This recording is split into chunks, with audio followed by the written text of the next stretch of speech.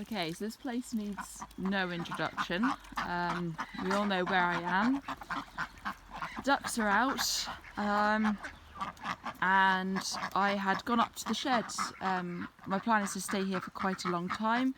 I was about to open up and get my tools out to start on the path, and I heard a flapping that's not normal flapping. It was like something was going on. And when you have animals, you sort of know when something doesn't sound right. So I just happened to look over, and where is she? There's a duck here. So this duck in the middle there with the black splotch on her bill was sat there up on the top of our fence. Now Kate and I had thought and were quite confident that we had made this run tall enough to stop any jumping behaviour. Well, evidently not. Of course, I nearly, excuse my language, crapped my pants, ran down here, and she jumped back in. Now, it's very lucky. For some reason today, I decided to put Myrtle on her extendable and tie her up. If I hadn't, and that duck had got out, Myrtle, who's still got quite a chase drive, could easily have got up to some mischief with this duck, and we'd be down to 8. So it's an absolute miracle that this happened today when I was here to see it, and at a point where I could do something about it. Luckily I still had a drill, not our best drill, but I had a drill in the car.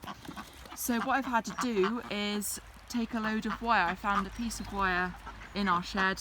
I've put that there to stop her getting up here, and I'm just trying to use lengths of wire just there. I know I've got a gap here, so I'm going to have to do something about that. But considering the ground sort of slopes that way, I'm more concerned about this side, so this side here.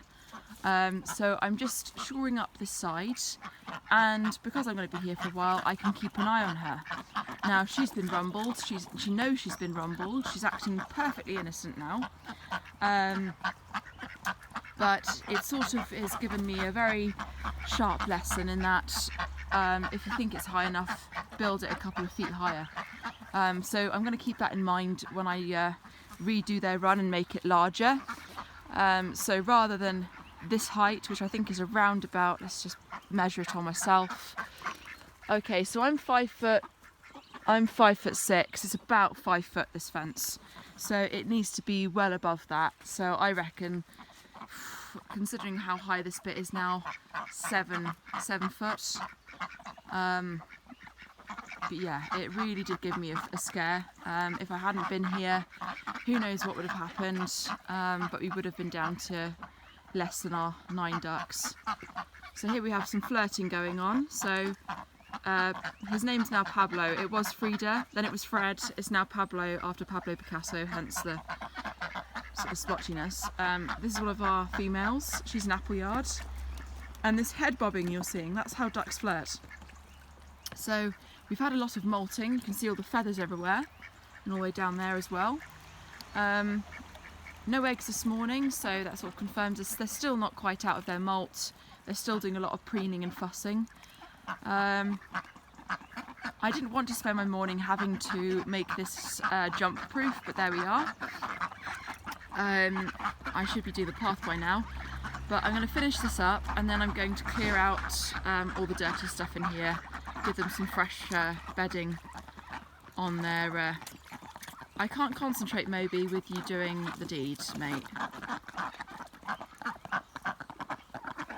No, I think this duck is turning into a bit of a porn star. We've had him already on video doing this. We're trying to do a serious video, and he decides now is the time to be amorous. So anyway, I will clear out the yard and make sure they've got clean leaves and clean sawdust, just to make sure it's comfortable for them. They've got a mixture of layer pellets and a few mealworms. You shouldn't give them too many mealworms, but that's it's to help them get through the molt, because they're using so much energy. Mealworms are high protein, and it will help. So yeah, that's the update on Duckingham Palace. It's now turning a bit more into sort of Duckingham Penitentiary at this rate, with the Great Escape this morning.